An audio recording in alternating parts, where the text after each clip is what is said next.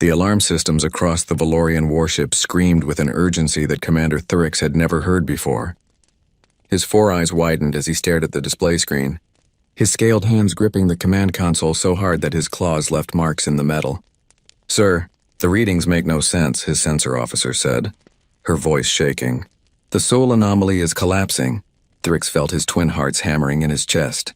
For 1,000 years, the space where Earth's solar system once existed had been nothing but a sphere of twisted space-time. Scientists from 47 different species had studied it, poked at it, and tried to understand it. None had succeeded. The humans had simply vanished one day, and the mystery had haunted the galaxy ever since. "Get me the Concilium High Command," Thurix ordered. "Now." The communication officer worked frantically at her station. Within moments, the face of Admiral Vestrin appeared on the main screen. The elderly Kryn's face tentacles twitched with concern. "Commander, report," the Admiral said. "Sir, the soul anomaly is breaking down. I'm reading normal space-time forming where the barrier used to be. And Admiral, I'm picking up massive energy signatures, thousands of them." Admiral Vestrin was silent for a long moment. When he spoke, his voice was carefully controlled. "Hold your position, Commander. Do not approach. Do not make any hostile moves. I'm dispatching the diplomatic corps immediately." The next 6 hours felt like 6 years to Thurix. He watched as his sensors gradually cleared, revealing what had been hidden for a millennium. What they showed him made his blood run cold. The Sol system had returned, but it was completely transformed. Every planet had structures around it, massive rings that glittered in the light of the system's star. That star itself was partially enclosed in a shell of panels, a Dyson swarm that captured its energy. Space stations the size of moons orbited every major body. And ships. So many ships, weapons analysis. Thurix asked quietly. His tactical officer looked up from her console, her face pale. "Sir, I can't get clear readings on most of them. The technology is too advanced for our sensors to properly identify. But the ships I can analyze are each more powerful than our entire battle group." Thurix had fought in 3 wars during his career. He had faced down pirate fleets and enemy armadas. He knew the smell of fear, and he was smelling it now on his bridge crew. "Incoming transmission," the communication officer announced. "It's from Earth." "Put it through," Thurix said. The screen changed to show a human woman. She appeared to be in her middle years by human standards, with dark hair pulled back from her face and wearing a simple gray uniform. Her smile was warm, but her eyes were sharp and calculating. "Valorian vessel, this is Ambassador Chen Wei of Earth. We mean you no harm. We understand our return must be quite shocking. We would like to open peaceful communications with the Galactic Concilium. May we speak?" Thurix straightened in his command chair. "Ambassador Chen, I am Commander Thurix of the Valorian Navy, representing the Galactic Concilium. Your disappearance has been one of the greatest mysteries of the past millennium." "Where have you been?" Ambassador Chen's smile widened slightly. "We didn't go anywhere, Commander. We've been right here the entire time. We simply needed some privacy while we worked through some things. May I invite you to Earth?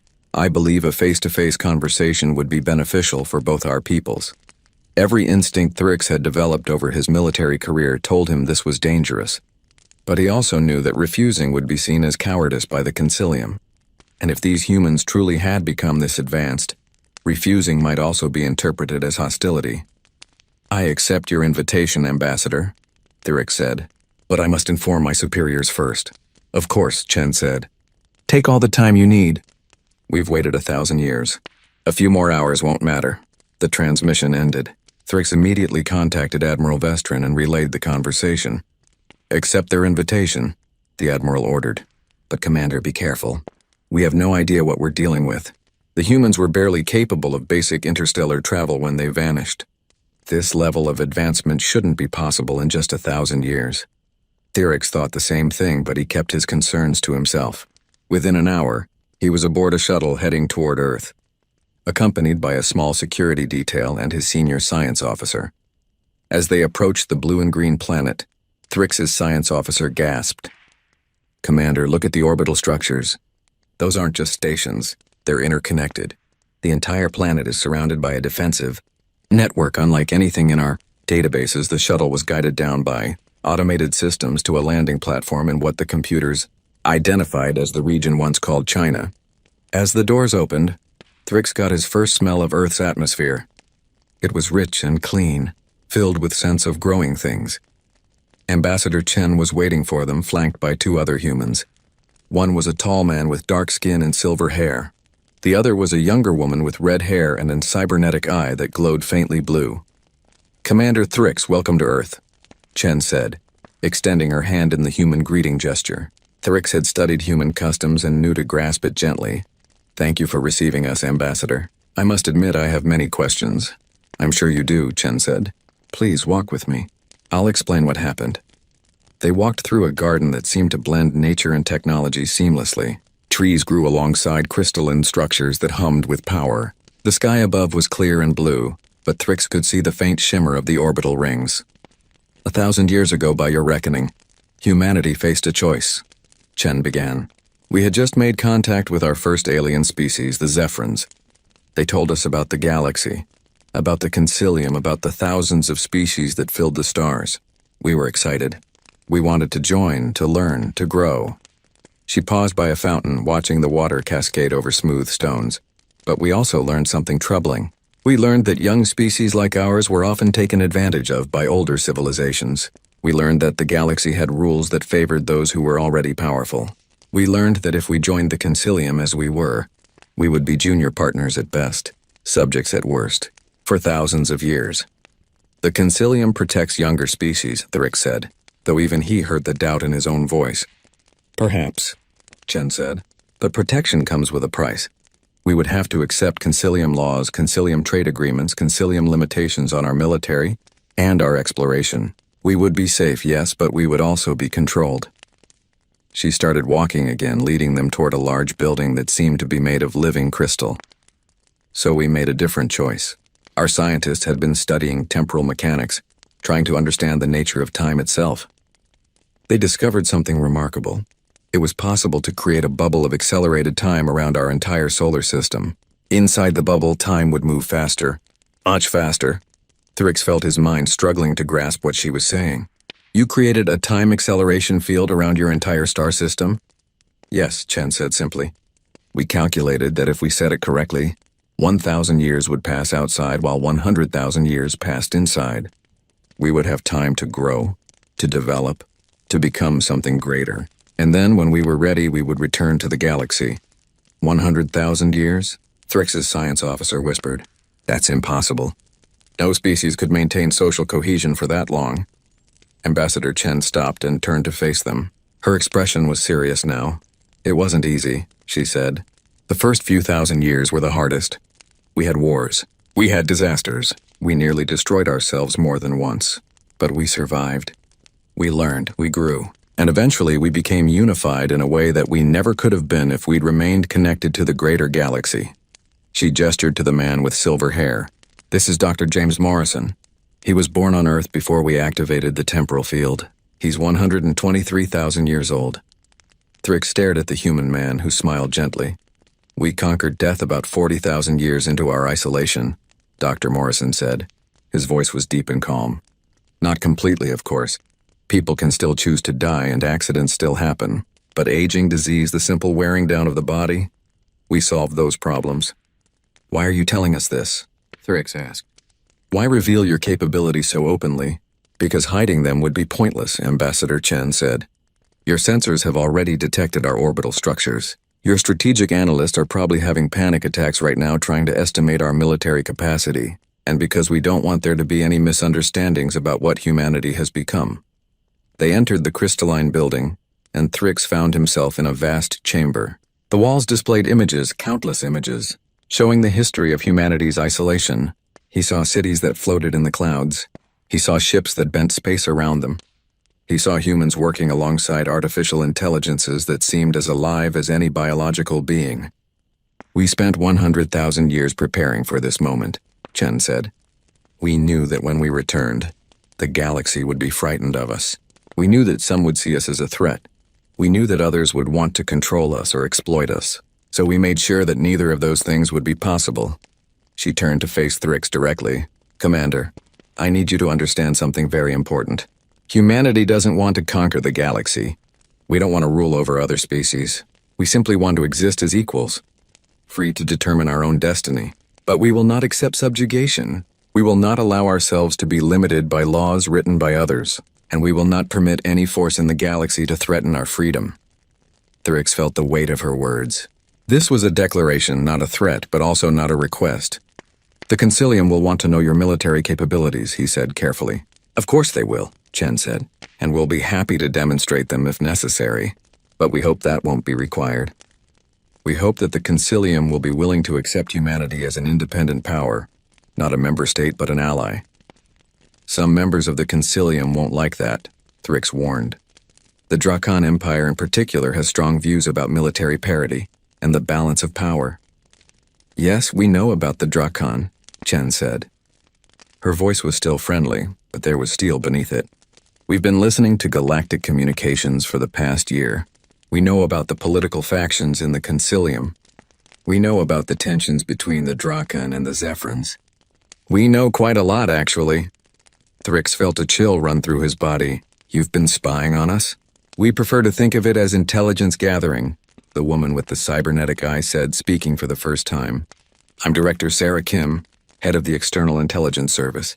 We sent out stealth probes before we dropped the temporal barrier. They've been monitoring galactic communications and building a database of current events. We wanted to know what we were returning to. That's an act of espionage, Thryx said, his voice harder now. No, Chen said firmly. It's an act of prudence. We had no idea if the galaxy would greet us as friends or enemies. We had no way of knowing if aggressive species had come to dominate during our absence. We took reasonable precautions to ensure our survival. Surely you can understand that? Thryx wanted to argue, but he couldn't. If he were in their position, he would have done the same thing. In fact, the Concilium probably would have tried to do exactly what humanity had done if they'd possessed the technology. What happens now? He asked. Now you return to the Concilium and you tell them what you've seen, Chen said.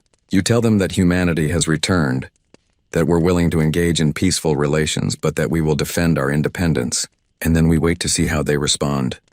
And if they respond with force? Thryx asked. Ambassador Chen's smile returned, but it didn't reach her eyes. Then they'll learn that 100,000 years of preparation was more than enough time to become very, very good at defending ourselves. But we hope it doesn't come to that, Commander. We really do. As Thryx returned to his ship, his mind was racing. He had been a soldier for most of his life. He understood tactics and strategy. And what he understood right now terrified him. Humanity had returned to the galaxy, but they weren't the young, naive species that had disappeared a millennium ago. They had transformed themselves into something the galaxy had never seen before. They had taken themselves out of the normal flow of time and history, and they had used that separation to evolve beyond anything that should have been possible. The question now was whether the galaxy would be wise enough to accept them as they were, or foolish enough to challenge them. As his shuttle lifted off from Earth, Thryx looked back at the blue planet below.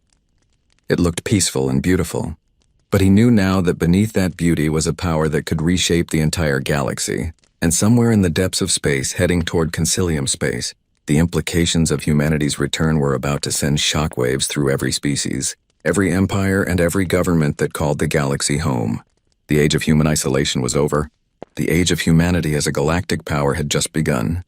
The Concilium High Council chamber was in chaos. Representatives from 47 species argued with each other, their voices creating a cacophony that echoed off the ancient stone walls.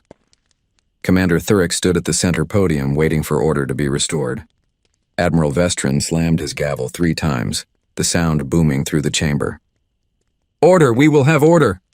The elderly Kryn's face tentacles were bright red with frustration.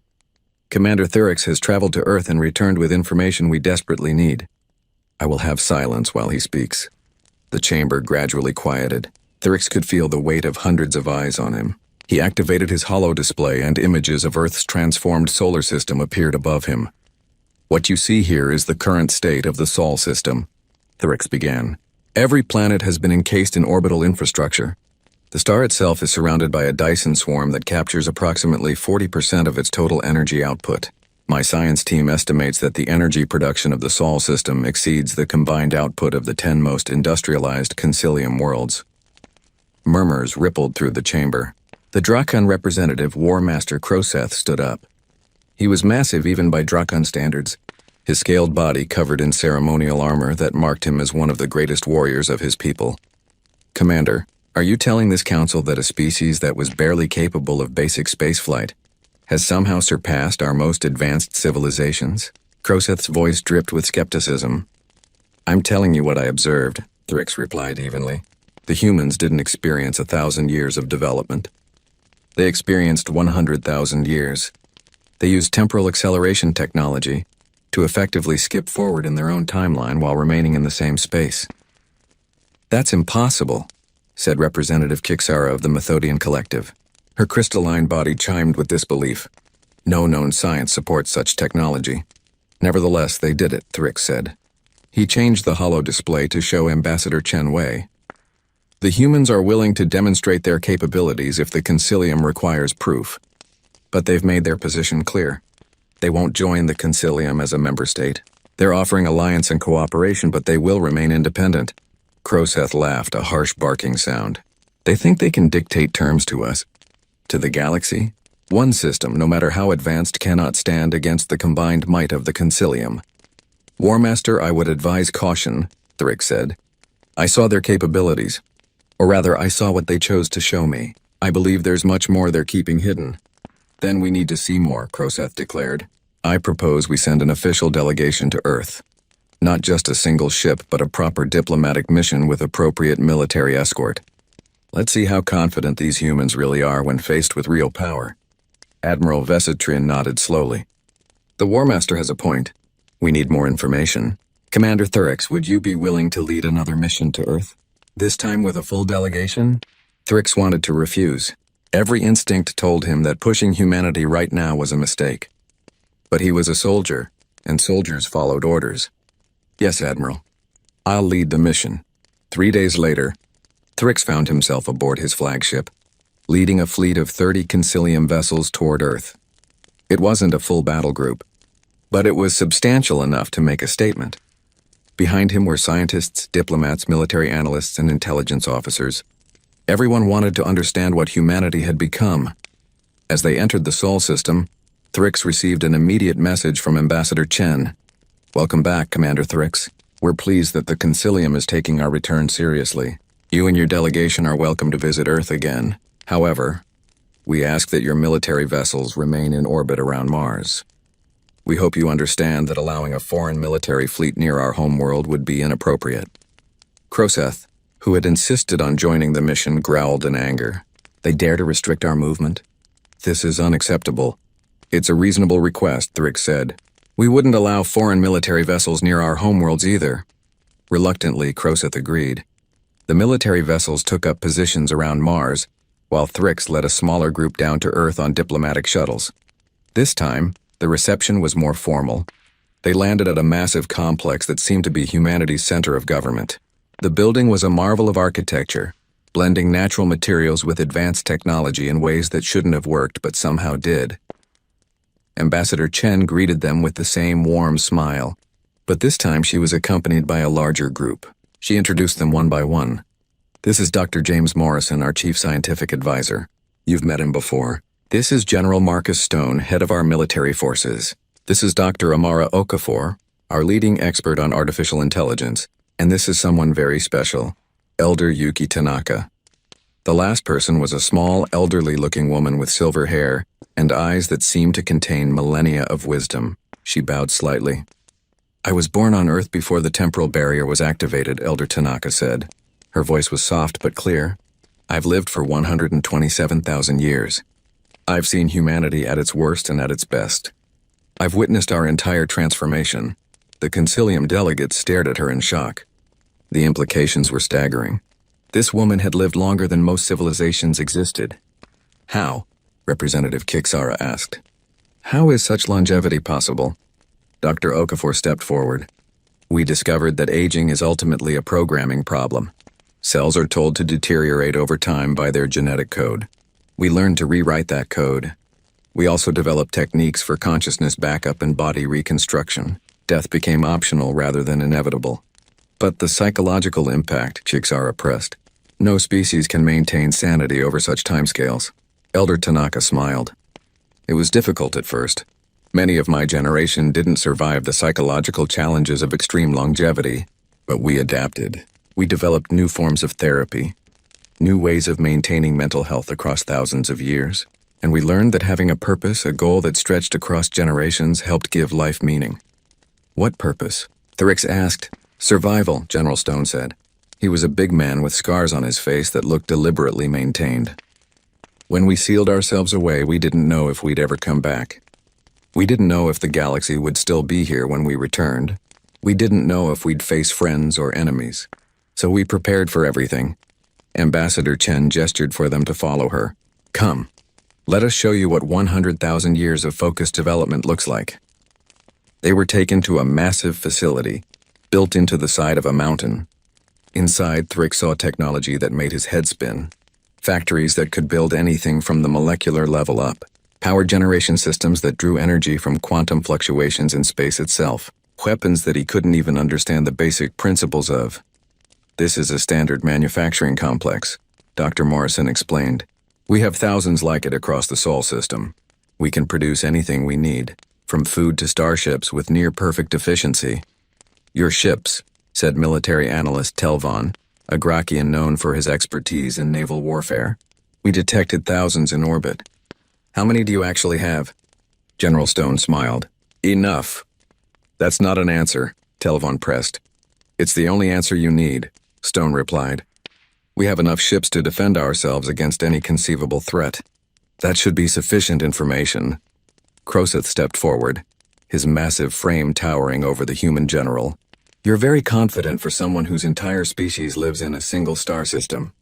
The Drakan Empire alone has military forces spread across 200 systems. Your technology may be advanced, but numbers matter in war. Do they? Stone asked. His tone was mild, but something dangerous flickered in his eyes. War Master, humanity has spent 100,000 years studying conflict. We've run simulations of every type of warfare imaginable. We've fought virtual wars against computer models of every known military force in the galaxy, refined over millennia. We've made mistakes, learned from them, and refined our strategies again and again until we achieved something close to perfection.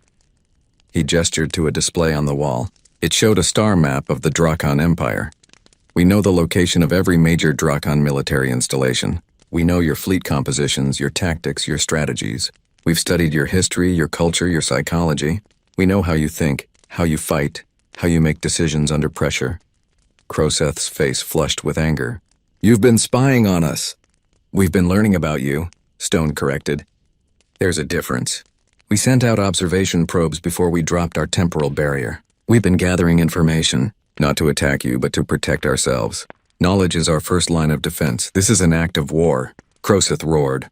No, Ambassador Chen said firmly. This is an act of prudence.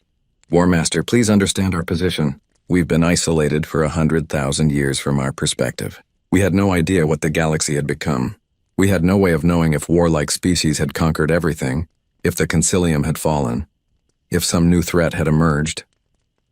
We took reasonable steps to gather intelligence before revealing ourselves. Any responsible government would have done the same. The Drakan Empire does not appreciate being watched, Croseth said. Then the Drakan Empire should have better information security, Dr. Okafor said calmly. We didn't hack your systems or steal classified data. We simply monitored your public communications and analyzed your public military exercises. Everything we learned was from sources that any species with patience and good sensors could access. Thurix decided to change the subject before the situation escalated further. Ambassador, you've shown us your industrial capacity and hinted at your military power.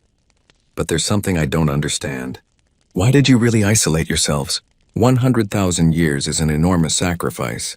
Why not just develop normally as part of the galactic community? Elder Tanaka was the one who answered. Her ancient eyes seemed to look right through him.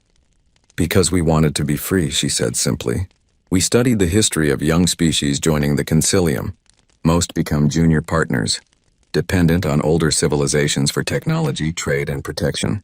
They lose the drive to innovate because it's easier to buy or beg for what they need. They lose their independence because they become economically and militarily dependent on the greater galactic community. She paused, gathering her thoughts. We didn't want that fate. We wanted to join the galaxy as equals, not as children asking for scraps from the adults' table.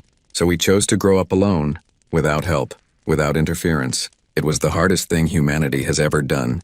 We suffered, We struggled. Millions died in wars and disasters before we learned to truly unite. But we emerged stronger, more capable, and most importantly, free to choose our own destiny. Representative Kixara's crystalline body chimed thoughtfully. I begin to understand. You didn't isolate yourselves because you feared us. You isolated yourselves because you feared becoming dependent on us. Exactly, Ambassador Chen said. And now we return, offering friendship and cooperation but not submission. We're willing to share our knowledge, to trade, to work together on common goals. But we will not accept Concilium authority over our affairs. We will not limit our military development to match Concilium regulations. We will not allow our technology to be inspected and approved by Concilium overseers. We are an independent power and we will remain so. The Concilium cannot accept this, Croseth said flatly. We have laws, treaties, regulations that maintain order in the galaxy. If we allow humanity to ignore these rules, every species will demand the same privileges. The entire system will collapse. Then perhaps the system needs to change, General Stone said.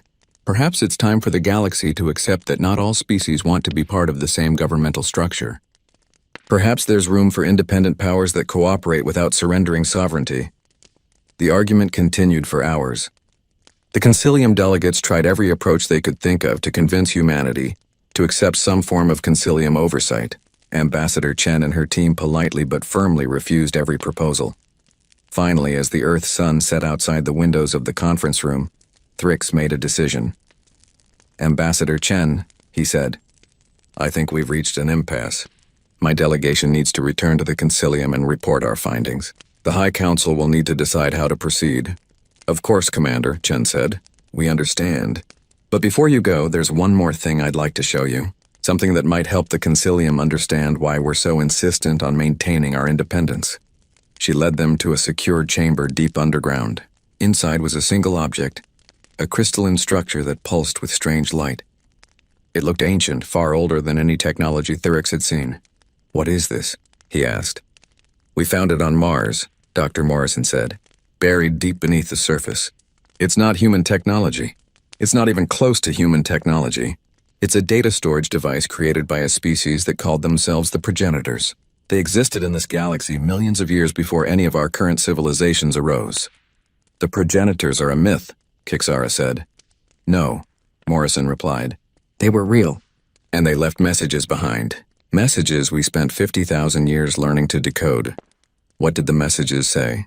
Thrix asked, though part of him wasn't sure he wanted to know. Elder Tanaka stepped forward, her ancient eyes reflecting the strange light of the alien artifact. They said that they seeded the galaxy with life. They said that they watched their children grow and evolve. And they said that they were destroyed by something they called the consuming dark, a force from beyond our galaxy that feeds on biological life and cannot be reasoned with or stopped by conventional means. The room went silent. Every delegate stared at the artifact. They left instructions, Ambassador Chen said quietly. Instructions for building a weapon that could fight the consuming dark. But the weapon would take 100,000 years to construct. It required a level of technological development that no species could reach while dealing with the normal pressures of galactic politics and warfare. You're saying, Thrix said slowly, that you isolated yourselves to build a weapon against a threat that may not even exist? We're saying that we isolated ourselves to prepare for a threat that the progenitors were certain would return, General Stone corrected. They were an ancient civilization with technology far beyond anything that currently exists in the galaxy. If they said the consuming dark would come back, we believe them. And, Ambassador Chen added, 3 months ago our deep space monitoring stations detected something at the galactic edge, something that matches the progenitor's description of the consuming dark's vanguard scouts. She pulled up a display showing a region of space at the very edge of the galaxy. There were strange readings. Areas where stars seemed to simply disappear. This is why we won't submit to Concilium control, Chen said. Not because we want to conquer anyone. Not because we're arrogant or power-hungry, but because we've spent 100,000 years preparing for a threat that's about to arrive, and we can't afford to be hampered by bureaucrats who don't understand what's coming. Croseth stared at the display for a long moment. When he spoke, his voice had lost its aggressive edge. If what you're saying is true, if this consuming dark is real, then the entire galaxy needs to know. This information must be shared with the Concilium immediately. We agree, Ambassador Chen said. That's why we're telling you. We want the galaxy to prepare. We want to share the progenitor's knowledge. But we need the Concilium to trust us, to work with us as equals, not to try to control us. Thrix felt his world shifting. He had come to Earth expecting to deal with an arrogant species drunk on their own technological advancement. Instead, he had found a civilization that had sacrificed everything for a purpose. A civilization that had spent 100,000 years preparing for a threat that no one else even knew existed. We need to return to the Concilium immediately, he said. This information changes everything. As the delegates filed out, heading back to their shuttles, Thrix lingered for a moment with Ambassador Chen. If this threat is real, he said quietly, and if the Concilium refuses to believe you, what will you do? Ambassador Chen looked out at the Earth's dark sky, where stars glittered alongside the lights of orbital structures. We'll fight anyway, she said. We didn't spend 100,000 years preparing just to give up because others won't listen. If the consuming dark comes, humanity will stand against it. We'd prefer to stand with allies, but if necessary, we'll stand alone. I hope it doesn't come to that, Thrix said. So do we, Commander, Chen replied. So do we.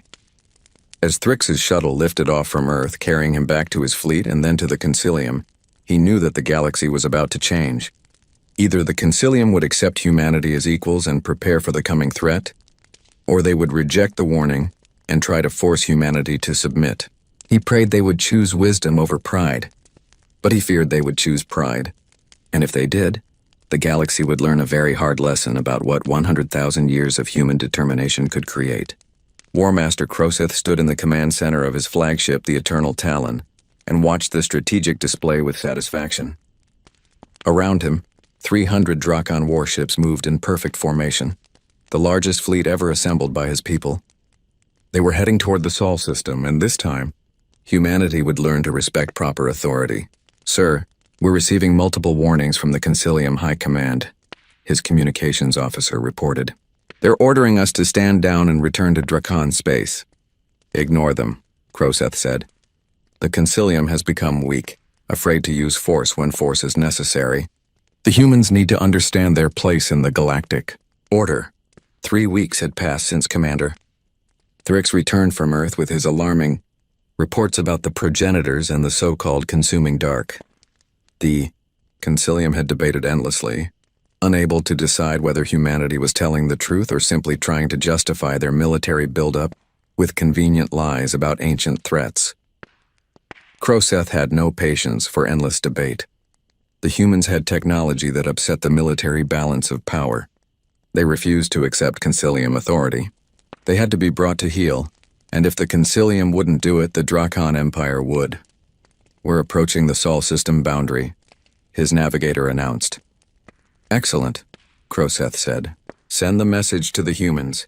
Tell them they have 1 hour to surrender their military command codes, and allow Concilium inspection teams full access to their technology. If they refuse, we will take what we need by force.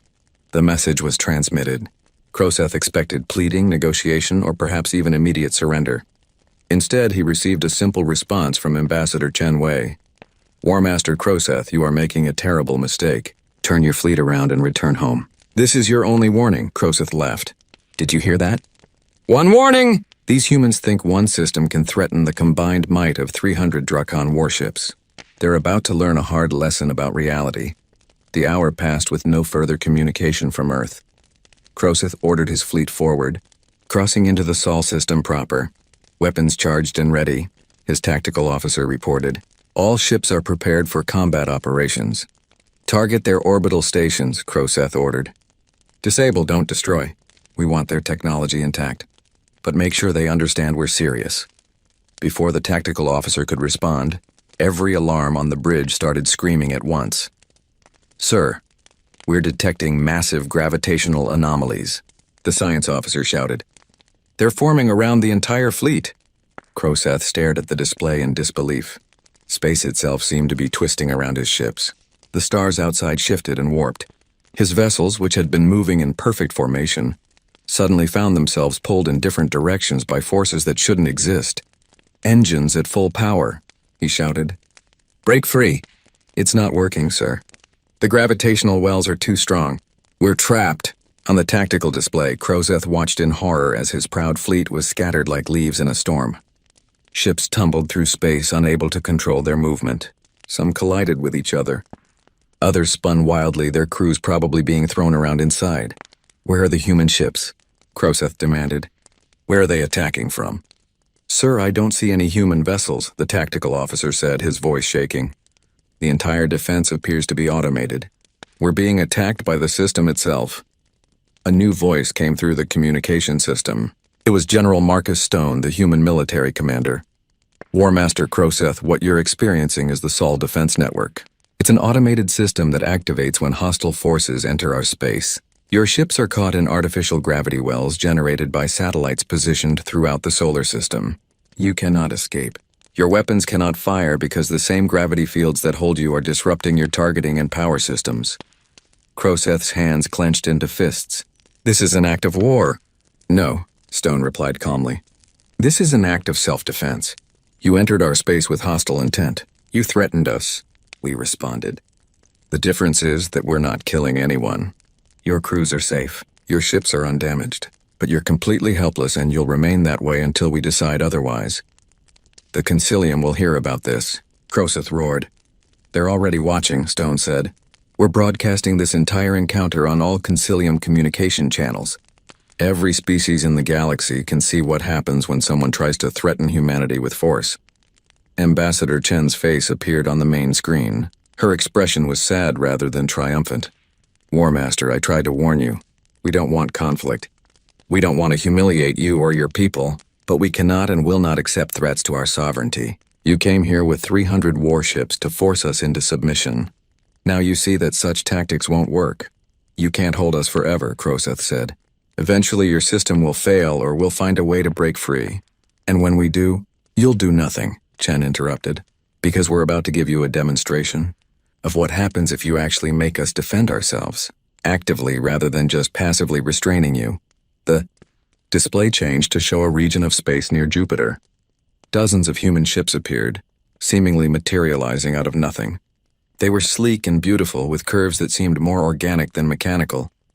"Those are our patrol ships," General Stone explained. "They're small, only about 100 meters long. Each one carries a crew of 5 humans and 3 artificial intelligences. They're our most basic military vessels." As Crozeth watched, the human ships began firing at targets he couldn't see, but the results of their firing were visible on his sensors. Asteroids that had been orbiting peacefully suddenly exploded into dust. A derelict satellite from pre-isolation Earth, one that must have been the size of a small building, simply vanished as if it had never existed. "Our weapons are based on principles that took us 70,000 years to develop properly," Stone continued. "They manipulate the fundamental forces of the universe. We can increase gravity to crush objects. We can decrease it to make things fly apart. We can manipulate electromagnetic forces to disable electronics. We can even manipulate the strong and weak nuclear forces, though we don't like to do that because the results are very destructive." The demonstration continued. The human ships performed maneuvers that shouldn't have been possible, turning at angles and accelerating at speeds that should have turned their crews into paste.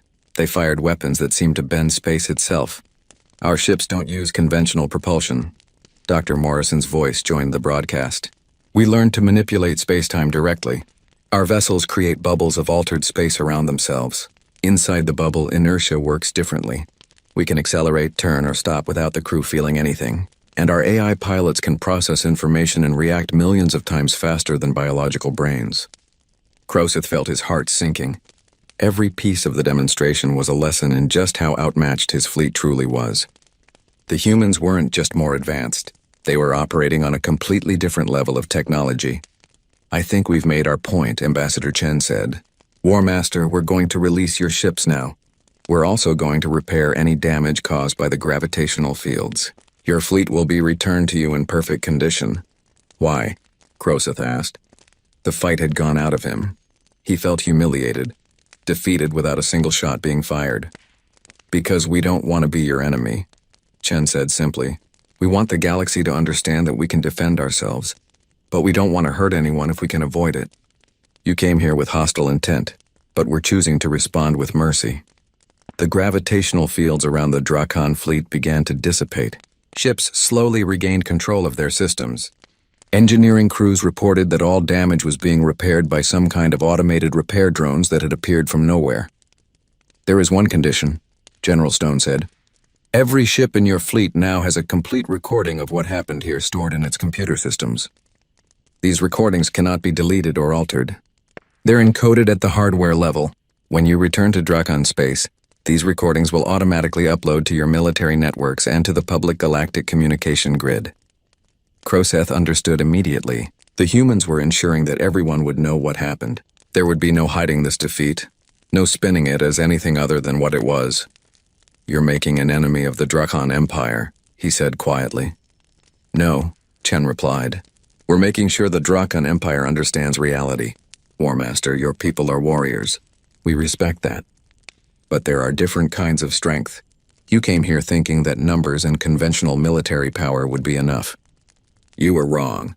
We spent 100,000 years preparing for threats much worse than anything the current galaxy can offer. Do you really think we didn't plan for this exact scenario? What happens now?" Croseth asked. "Now you go home," Chen said. "You tell your empire what you learned here. You tell them that humanity cannot be intimidated or conquered. And then, when they've had time to absorb that information, we hope they'll be willing to talk to us as equals." "And if they want revenge?" Croseth asked. "Then they'll learn the same lesson you learned today, but perhaps more harshly," General Stone said. "We showed you our defensive capabilities. We didn't show you what we can do when we go on the offensive. And trust me, War Master, you don't want to see that." The Drakon fleet began its long, humiliating journey back to their space. Croseth sat in his command chair, staring at nothing. He had been a warrior his entire life. He had led fleets to victory against pirate armadas and rebellious colonies. He had never known defeat like this. But what bothered him most wasn't the defeat itself. It was the casual ease with which the humans had achieved it. They hadn't even needed to send their ships to fight him. Their automated defenses had been more than enough. His entire fleet, 300 of the most powerful warships in the Drakon military, had been defeated by what the humans considered a basic defensive system. What else did they have? What other weapons and capabilities were they hiding? And if they were this powerful, why were they so insistent on independence? Why not conquer the galaxy and rule it directly? The answer came to him slowly. It wasn't that the humans didn't have the power to conquer. It was that they didn't want to. They had spent 100,000 years developing not just technology, but philosophy and culture. They had evolved beyond the simple desire for domination, which Croseth realized with bitter irony, made them more dangerous, not less. An enemy who wanted conquest could be understood, negotiated with, perhaps even allied with. But an enemy who simply wanted to be left alone, who would defend themselves with overwhelming force, but had no interest in attacking others, that was something the galaxy hadn't seen before. Across the galaxy, the recordings of the Drakon fleet's humiliation spread like wildfire. Every species saw what happened. Every government analyzed the data. Every military strategist tried to understand how the humans had done what they did, and everywhere the same questions were being asked. How powerful were the humans, really? What else were they capable of? And most importantly, how should the galaxy respond to a species that had clearly become a superpower, but didn't act like any superpower in history? In the Concilium High Council chambers, the debate reached new levels of intensity. Some representatives argued for immediate military action, claiming that humanity was too dangerous to be left unchecked. Others argued for diplomacy and cooperation, pointing out that attacking humanity would be suicidal. Commander Thrix, who had been promoted to admiral after his successful first contact mission, stood before the council and offered his perspective. Honored representatives, I've met with the humans multiple times now. I've walked on their homeworld. I've spoken with beings who have lived for over 100,000 years. And I've come to understand something important. They're not lying about the progenitors or the consuming dark.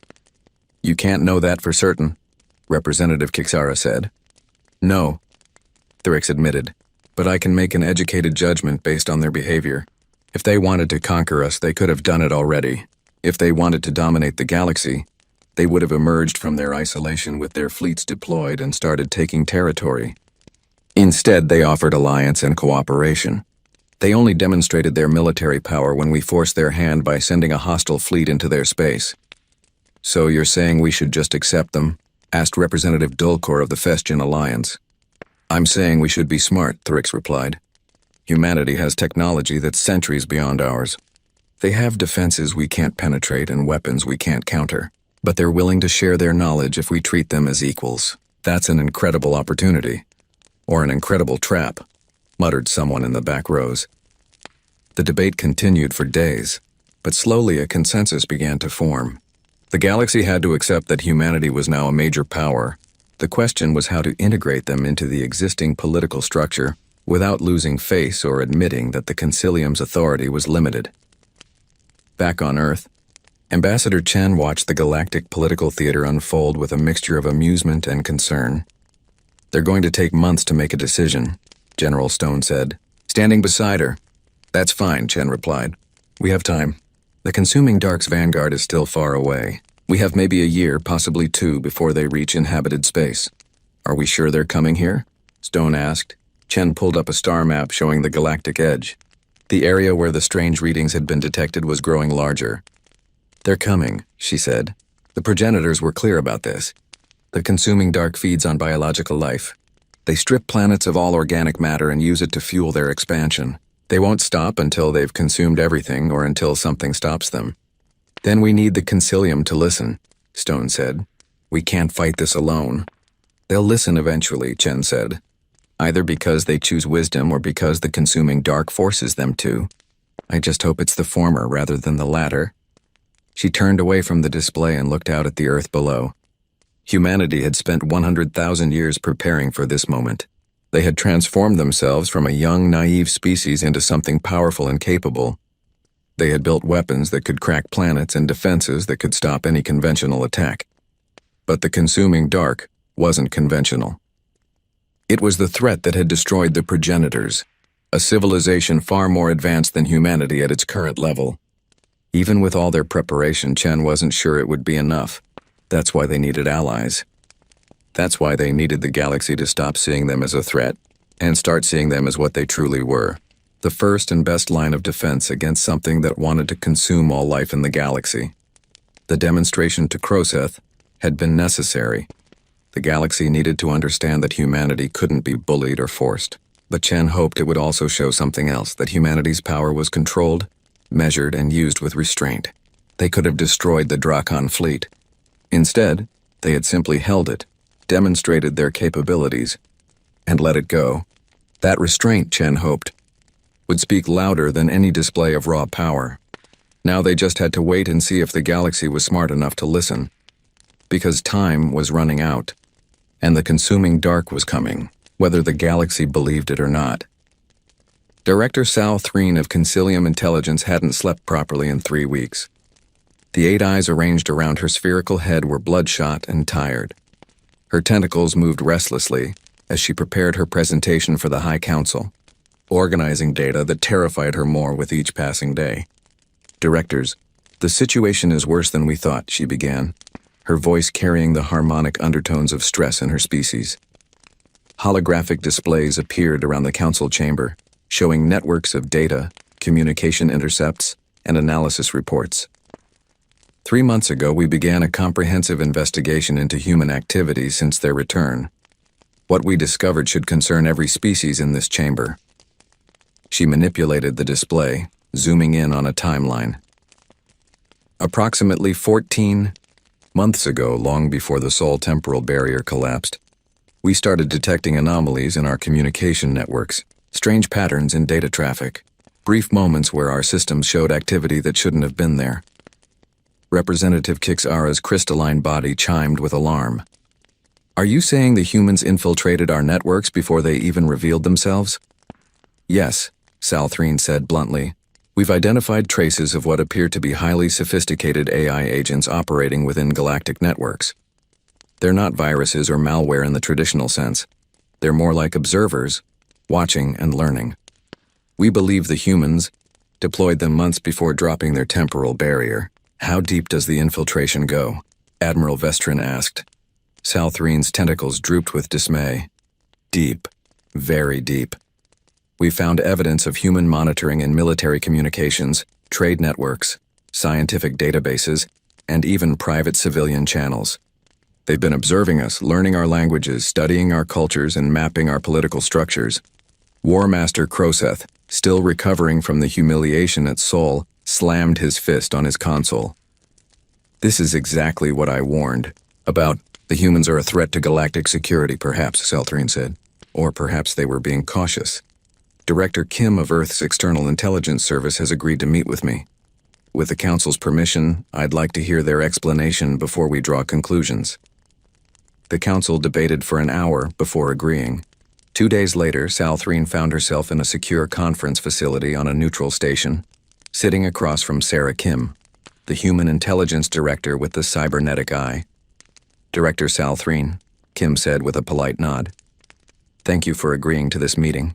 I understand you have concerns about our intelligence gathering activities.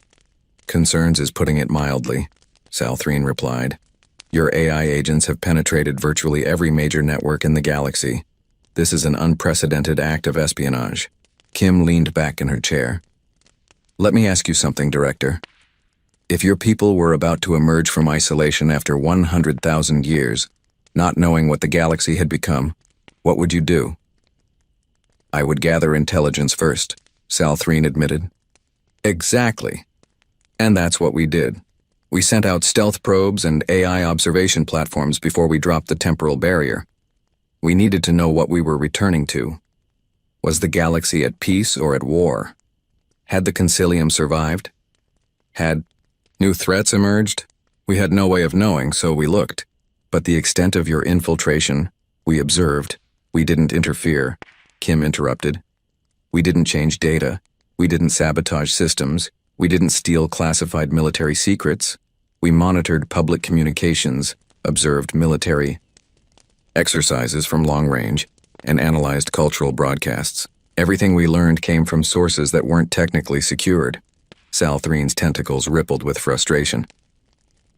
That's a fine distinction that I'm not sure many will accept. I understand, Kim said. That's why I'm going to be completely honest with you about something that's going to make this situation much more complicated. She pulled up a holographic display. We know about the secret meetings between Draken hardliners and certain Concilium military officials. We know about the plans being discussed for a coordinated strike against Earth. We knew about Kroseth's attack 3 weeks before it happened. Salthreen felt her body temperature drop. How much do you know? Everything, Kim said flatly. We know about the faction within the Concilium that wants to force humanity to submit. We know about the species that are afraid of us, and the species that want to use us. We know which representatives voted for peaceful contact and which ones argued for military action in your closed sessions.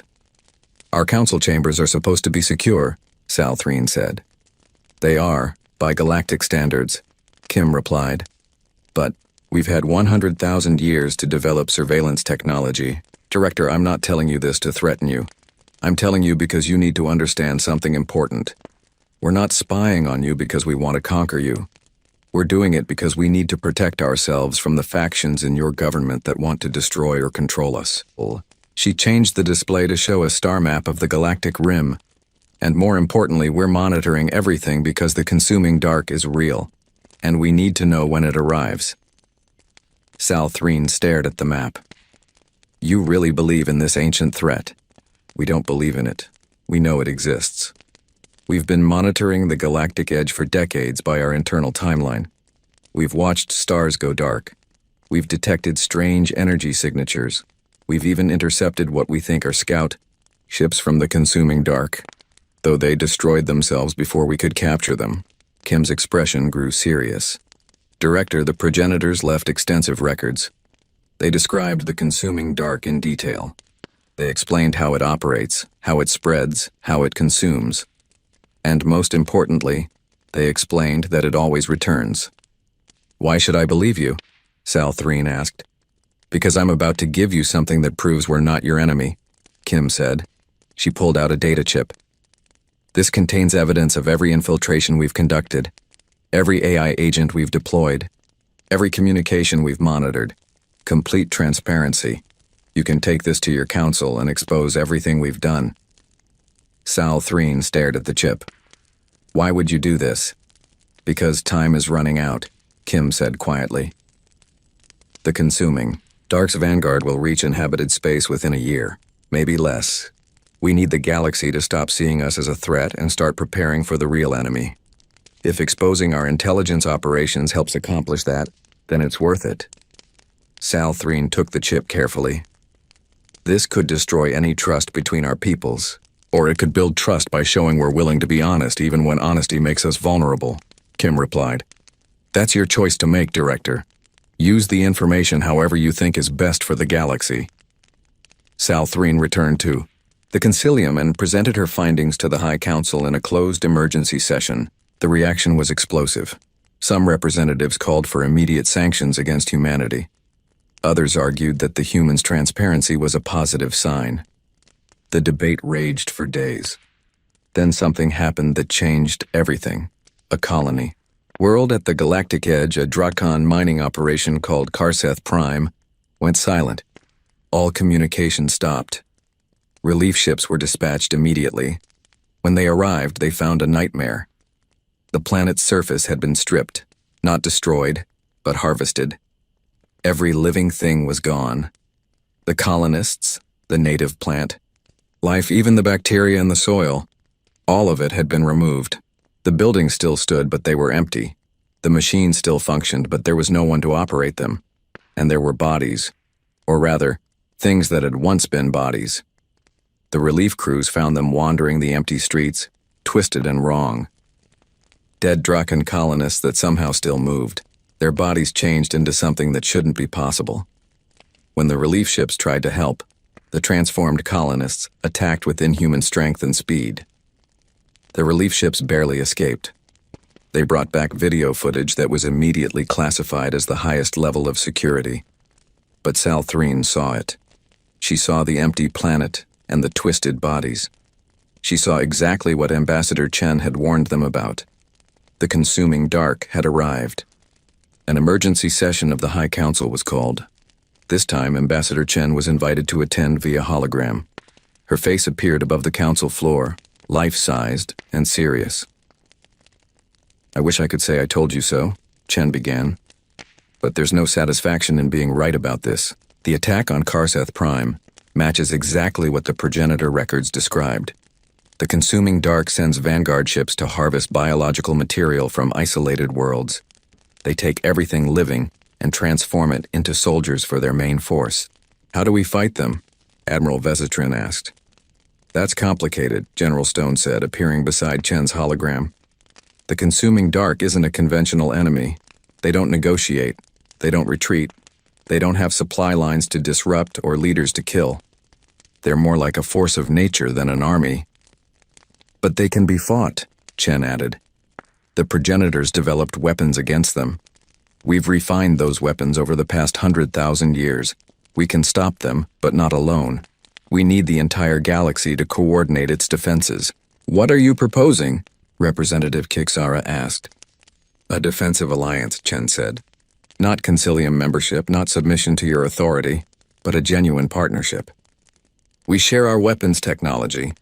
We share the progenitor's knowledge. We coordinate our military forces. And most importantly, we share our temporal acceleration technology.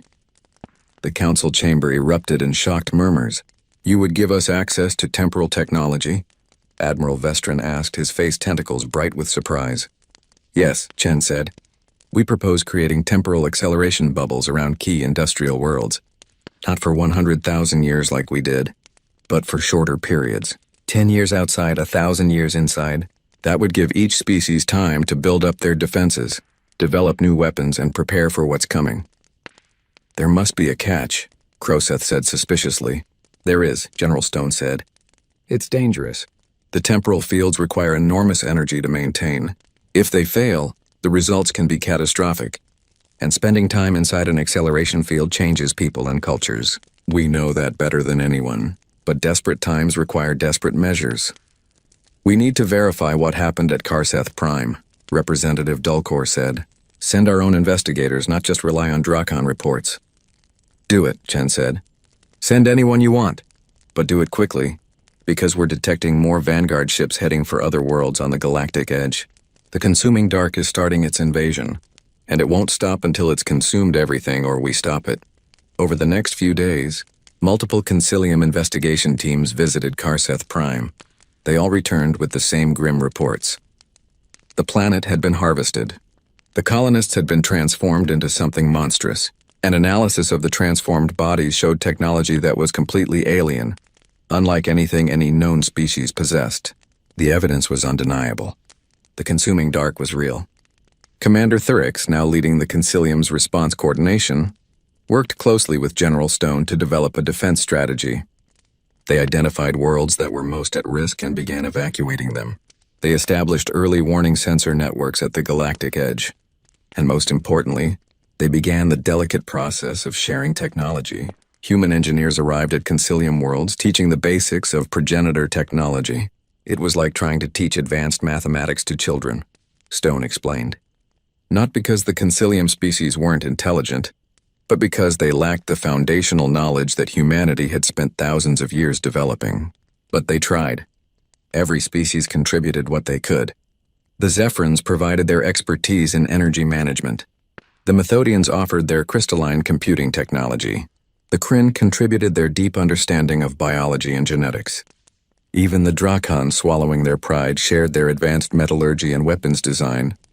And slowly, painfully, a unified defense began to take shape. But Salthreen remained troubled. She met with Sarah Kim again, this time on Earth itself. "Why are you really helping us?" she asked. "You could have let the consuming dark weaken the Concilium and then swept in to dominate everyone. Why risk your people for civilizations that threatened you just months ago?" Kim took her to a memorial on Earth, a massive wall carved with names. Billions of names. "These are the people who died during our isolation," Kim explained. "Wars, accidents, disasters. We lost so many before we learned to truly unite. And do you know what the survivors learned? That life is precious. That civilization is precious. That diversity of thought and culture makes us stronger, not weaker." She turned to face Salthreen directly. "We spent 100,000 years becoming powerful, Director. But we also spent that time becoming wise. We learned that power without purpose is meaningless. We learned that strength exists to protect the weak, not to dominate them. We're helping you because it's the right thing to do. And because a galaxy with diverse civilizations is more valuable than a galaxy ruled by one species, even if that species is us." Salthreen looked at the memorial wall, at the billions of names representing billions of lives. She thought about her own people, about the Concilium, about all the species that called the galaxy home, and she realized that Sarah Kim was telling the truth. Humanity wasn't helping out of calculation or strategic advantage. They were helping because they had evolved beyond that. They had become something the galaxy had never seen before, a species with overwhelming power and the wisdom not to abuse it. "The galaxy is lucky you chose isolation instead of conquest," Salthreen said quietly. "No," Kim replied. "The galaxy is lucky that we chose to come back at all. We could have stayed in our temporal bubble forever, safe and isolated while the universe moved on without us. But we chose to return because we understood something important. Survival alone isn't enough. We want to live in a galaxy filled with other voices, other perspectives, other species pursuing their own destinies." She smiled sadly. "Even if that means risking everything to defend civilizations that don't trust us yet." As Salthreen prepared to leave Earth, she looked up at the night sky. Somewhere out there, beyond the visible stars, the consuming dark was coming, a threat so terrible that it had destroyed the most advanced civilization the galaxy had ever known. But for the first time since this crisis began, she felt something unexpected. Hope. Because humanity had spent 100,000 years preparing for this moment. They had built weapons that could manipulate the fundamental forces of the universe. They had developed defenses that could protect entire star systems. And most importantly, they had developed the wisdom to share those capabilities with others instead of hoarding them. The galaxy was about to face its greatest test, but it wouldn't face that test alone. Humanity had returned not as conquerors or overlords, but as defenders. And that made all the difference. The warning came at dawn, Concilium Standard Time. Every sensor station along the galactic rim lit up simultaneously with alerts that sent panic through every military command center in known space. The consuming dark's main force had arrived, and it was larger than anyone had imagined. Admiral Thurix stood in the joint command center that had been hastily established on the Concilium capital world. Around him, holographic displays showed the tactical situation. It looked hopeless. Hundreds of enemy vessels were pouring through the galactic rim, moving toward inhabited space like a tide of darkness. "How many?" he asked his tactical officer. "We're still counting, sir. At least 400 large vessels, possibly more, and they're accompanied by thousands of smaller craft. Many of those smaller ships match the profile of the harvested colonists from Karzeth Prime." General Marcus Stone appeared via hologram, his face grim. "They're using the dead as soldiers, just like the progenitor record said they would. Every world they harvest gives them more troops for the next attack." "How long until they reach inhabited space?" Thurix asked. 3 days at their current speed," Stone replied. "We're mobilizing the defense fleet now. Every ship humanity has is being deployed to the barrier line." The barrier line was a defensive position that had been established over the past 8 months. It was a chain of fortified stations and sensor networks stretching across the most likely invasion routes. Human engineers had worked with Concilium forces to build it, combining technologies from dozens of species into a unified defensive system. But looking at the size of the enemy force, Thurix wasn't sure it would be enough. "We need to evacuate the rim worlds," he said. "Get everyone away from the path of their advance." "Already in progress," reported Commander Velsina, his Zephyrin coordination officer. "But we won't get everyone out in time. Some colonies are too remote or too slow to evacuate." Thurix felt the weight of command pressing down on him. He was responsible for coordinating the defense of the entire galactic rim. Billions of lives depended on the decisions he made in the next few hours. "General Stone, what's the status of the human fleet?" "We have 2,000 capital ships deployed along the barrier line," Stone replied. "Each one is equipped with progenitor-based weapons and defenses. We also have 20,000 smaller vessels providing support. And we've shared our defensive technology with the Concilium forces, so your ship should be able to withstand at least some of what's coming." "Will it be enough?" Thurix asked bluntly. Stone was silent for a moment. "Honestly, Admiral, I don't know. The progenitors fought the consuming dark and lost. They were more advanced than we are now.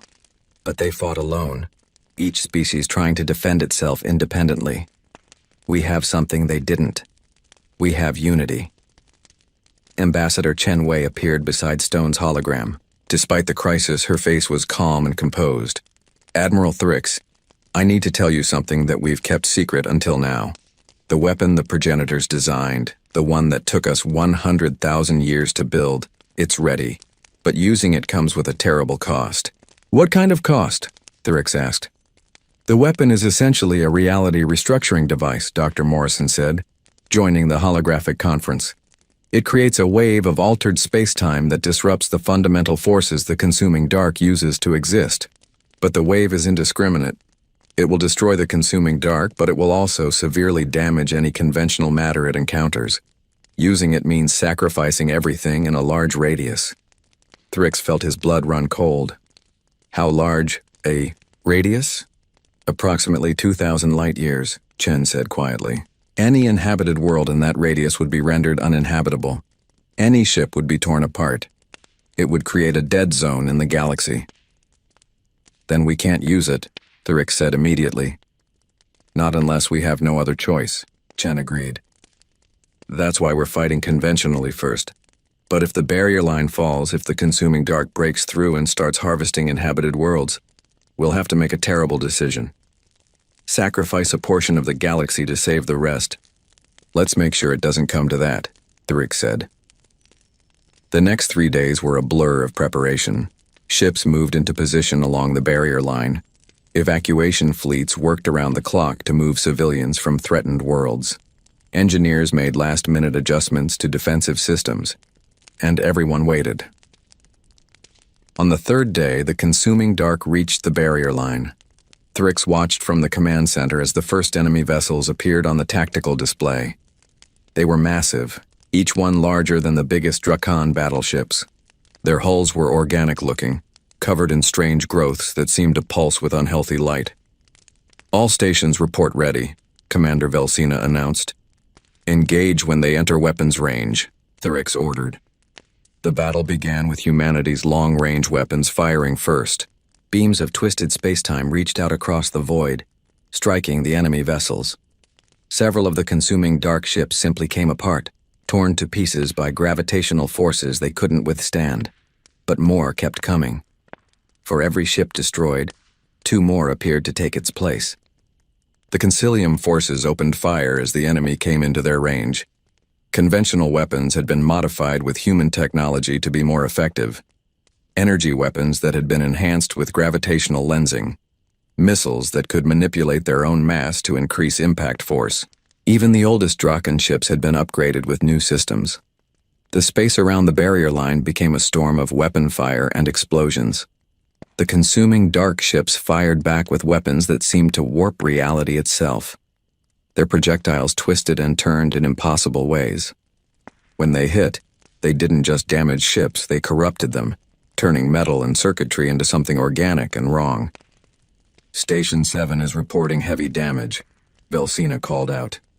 They're requesting support. Redirect the 3rd Human Battle Group to assist, Thurix ordered. On the tactical display, human ships moved with impossible grace and speed. They dove into the thickest fighting, their weapons cutting through enemy vessels with precision.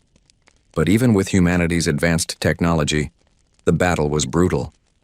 A Zephyran cruiser took a direct hit and began transforming, its hull growing strange organic protrusions. The crew evacuated in escape pods seconds before the ship's reactor went critical, destroying itself rather than becoming a tool of the enemy. The enemy is deploying their harvested troops, Stone reported. Small craft were launching from the larger enemy vessels, each one carrying what had once been living beings from Karseth Prime and other harvested worlds. These twisted soldiers attacked with suicidal fury, trying to board Concilium ships. All ships activate close-range defenses, Thryx commanded. Don't let anything get aboard. The battle raged for hours. Both sides suffered heavy losses. The barrier line held, but barely. Thryx could see the tactical situation deteriorating. The enemy had more ships than they'd estimated, and they kept coming. Admiral, we're detecting a massive energy surge from the enemy fleet, Velsina said, her voice tight with fear. Something big is coming through. On the display, space itself seemed to tear open. Through the rift came a vessel that dwarfed everything else on the battlefield. It was kilometers long, a massive construct of organic and mechanical elements fused together in ways that hurt to look at. That's a harvester ship, Dr. Morrison said, his voice shaking. The progenitor records mentioned them. They're command vessels that coordinate the entire invasion. If that ship breaks through, it will head straight for the nearest inhabited world and consume everything.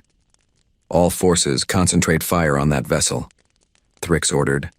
Every ship in the defense fleet turned their weapons on the massive harvester. Human beam weapons carved burning lines across its hull. Concilium missiles slammed into its surface by the hundreds. The combined firepower of dozens of species focused on a single target. The harvester ship shuddered under the assault. Parts of its hull broke away, burning as they drifted through space. But it kept coming, slowly, but inexorably advancing toward the barrier line. We're not going to stop it, General Stone said. Admiral, we need to use the weapon. No, Thryx said. There are still evacuation fleets in the affected zone. Give them time to get clear. We might not have time, Stone argued. If that ship breaks through, I said no, Thryx repeated firmly. We fight until we can't fight anymore. We don't sacrifice millions of civilians while there's still a chance to stop this conventionally. War Master Kroseth's face appeared on another holographic display. The old warrior looked battered and tired, but his eyes still burned with determination. Admiral Thryx, the Drakon Empire has a proposition. We have a battle group of 50 ships near the Harvester's position. We can perform a ramming attack, overload our reactors, and detonate them inside the enemy vessel. It might be enough to destroy it. That would be a suicide mission, Thryx said. Yes, Kroseth agreed. But my people are warriors. We understand sacrifice. Let us do this. Let us prove that the Drakon Empire fights for the galaxy, not just for itself. Thryx looked at the tactical display. The Harvester was getting closer to breaking through the barrier line. If it succeeded, the entire defensive strategy would collapse. Do it, he said quietly. And Crosa, thank you. The old War Master smiled a fierce and proud expression. It has been an honor, Admiral. Tell the galaxy that the Drakon fought well. The hologram disconnected. On the tactical display, Thyrix watched as 50 Drakon warships broke formation and accelerated directly toward the massive harvester. They fired every weapon they had as they closed, not trying to avoid return fire, simply racing forward as fast as their engines could push them. The consuming Dark's smaller ships tried to intercept, but the Drakon vessels were moving too fast. One by one, they slammed into the harvester's hull, each ship's reactor going critical on impact. The explosions were like small suns blooming against the darkness of space. The harvester ship shuddered. Its advance stopped. And then, with a terrible groaning that somehow transmitted through the vacuum of space, it began to break apart. The massive vessel collapsed in on itself, torn apart by the combined force of 50 reactor detonations happening simultaneously within its structure. The command center was silent as everyone watched the harvester die.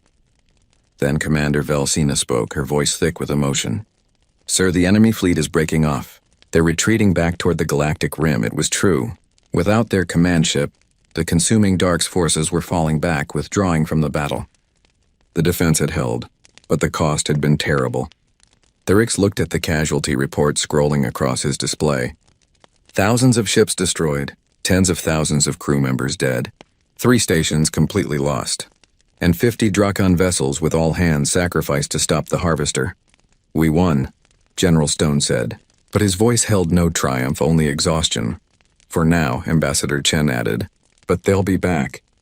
The consuming Dark doesn't give up. They'll regroup and attack again. Then we'll be ready, Thyrix said. We held the line once. We can do it again. Over the following weeks, the galaxy came to terms with what had happened. The battle at the barrier line became known as the First Stand, and everyone understood there would be more stands to come. But something had changed. The different species of the Concilium had fought together, truly together, for the first time in history. They had seen human ships sacrifice themselves to protect Zephyron stations.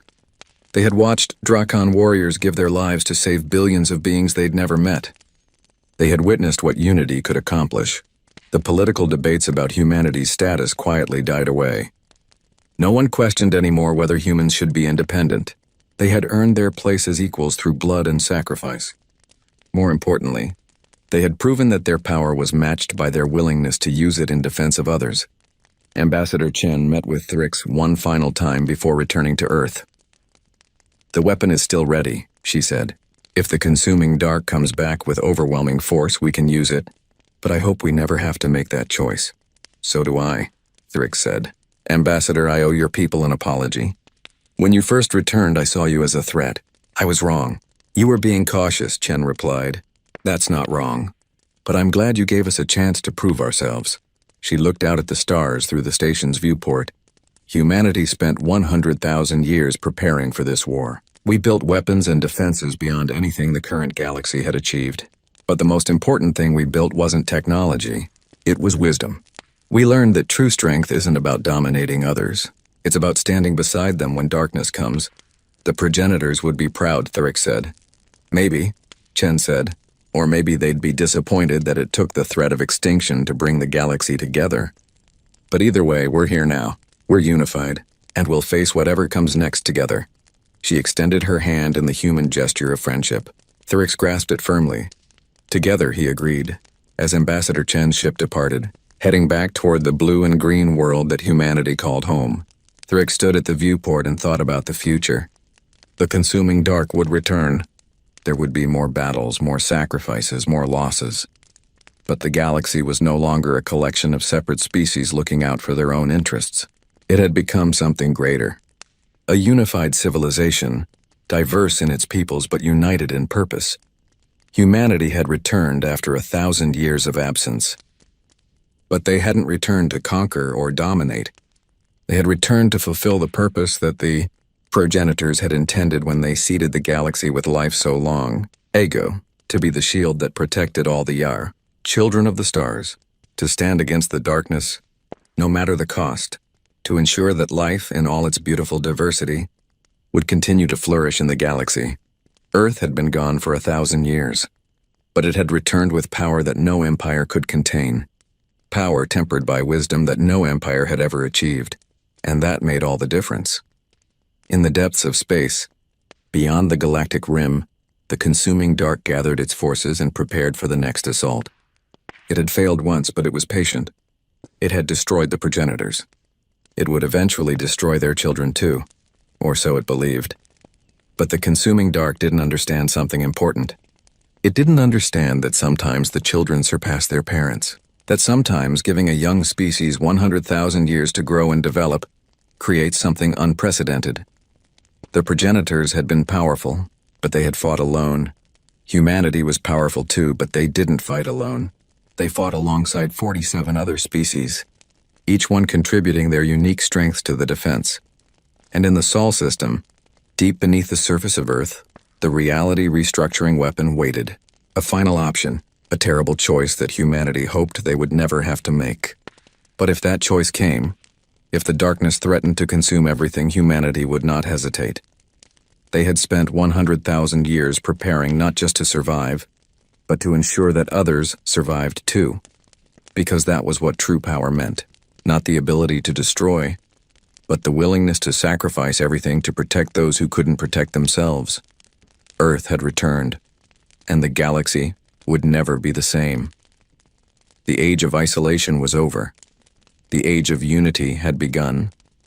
And in that unity, there was hope. Hope that the darkness could be held back. Hope that life would triumph over oblivion. Hope that the children of the progenitors would finish what their ancient ancestors had started and drive the consuming dark back into the void from which it came. The war was far from over, but for the first time the galaxy had a real chance to win it. And it was all because one species had chosen to disappear for 1,000 years, to grow in isolation, and to return not as conquerors, but as defenders. Humanity had gone away. Humanity had transformed itself. And humanity had come back when the galaxy needed them most. That was the true meaning of power. Not strength alone, but strength combined with purpose. Not technology alone, but technology guided by wisdom.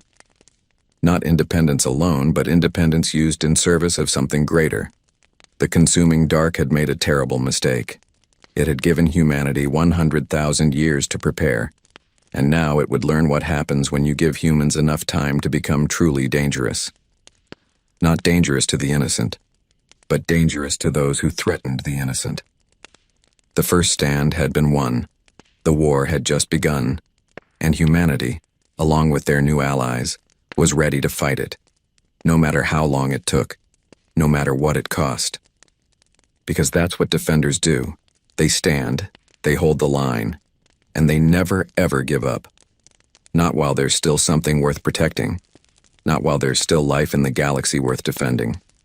Not while there's still hope that tomorrow can be better than today. Earth had returned and the galaxy would survive together.